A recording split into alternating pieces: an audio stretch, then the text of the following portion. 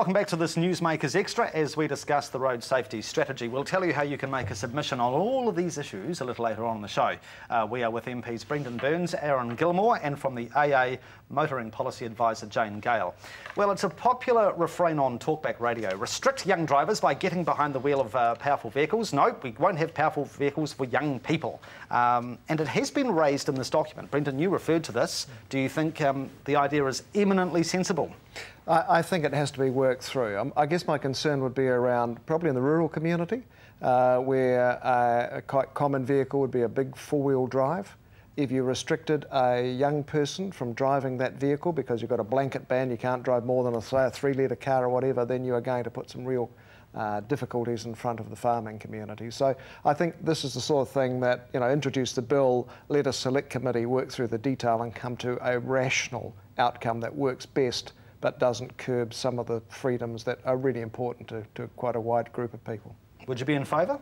I almost agree with everything Brendon just said, which won't happen very often, but I think he's right. I mean, there are issues that you have to balance between the needs of the rural community, which are quite different, versus the need of the urban issue. And this links to some of the boy racer related stuff as well, and you can manage some of those things collectively at the same time. The differentiation might be that you put a curb on being able to buy a vehicle as a young person.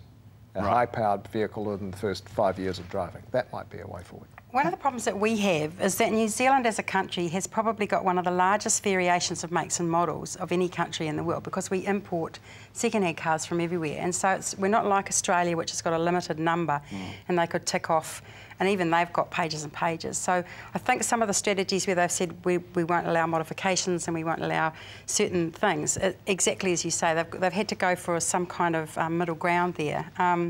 The issue really with young people actually is that what we found when we talked to them is that their parents have to pay extra to get them insured on their family car, which is a posh family car. So they'll go out and buy their kids some cheap old car which has not got the safety features. And so the kids are twice as likely to die simply from the cars they're driving are much worse cars. They're the cheap little one-star cars.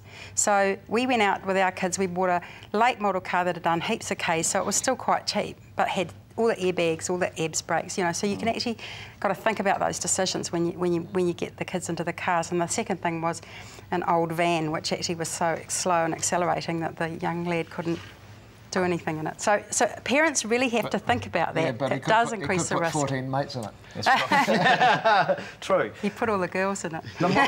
The modification industry seems to be a monster in New Zealand, and its tentacles are certainly entwined with the boy racer culture in this country. Does that need to be reined in terms of how loose you can be when it comes to modifying your vehicle, or has the horse bolted here? I think you have to be careful. I've got a number of family members heavily involved in the hot rod industry, heavily involved in providing parts and spares to the motor racing industry, and determining what is suitable for that part of the motoring interest groups versus the boy racers is very, very difficult. But you can deal with it through the WAF rules in some way, and there are some discussions about WAF rules in here as well, about what can and shouldn't be done, and there needs to be some tightening up of those rules.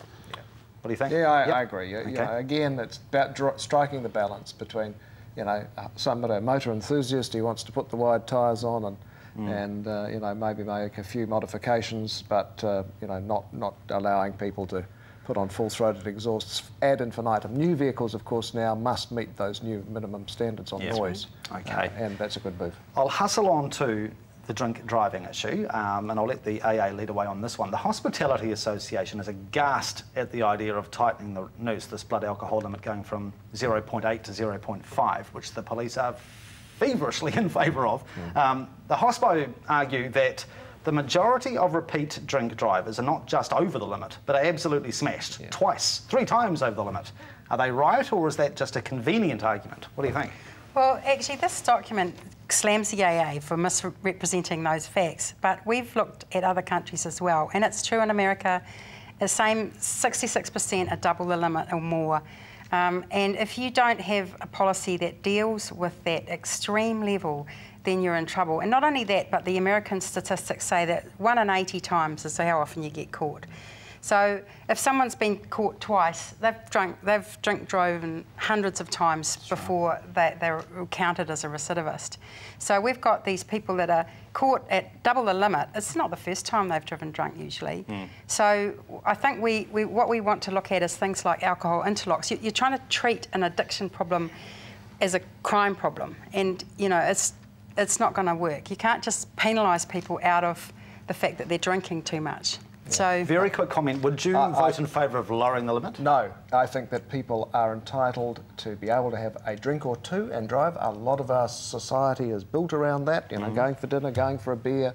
I don't think we want to impinge on that. The big problem is those who drink far too much, way beyond the limit, and then do it and also get caught sometimes. You are seeing people in court on their 5th and 6th repeat drink driving offence. I think we've got to stop mucking around with them and really throw the book. Short of throwing a repeat drink driver in jail for life, what on earth can the law do to create an effective deterrent?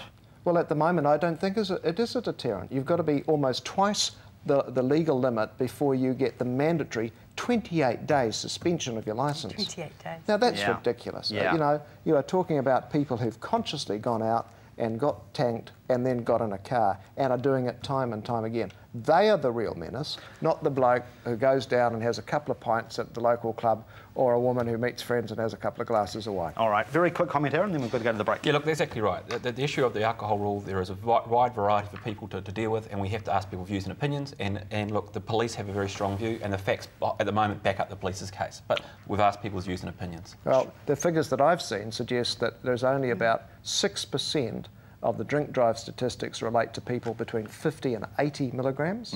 Therefore, 90-odd% are people who are over the limit and still getting away with it time and time again. All right, this is just a quick yes or no. I know this is a very shallow approach, but Judith Collins, your idea of naming, shaming and photographically parading drink drivers in the newspaper, or on the internet perhaps. Would you be in favour, yes or no, Aaron? Wonderful idea. Oh, there you go.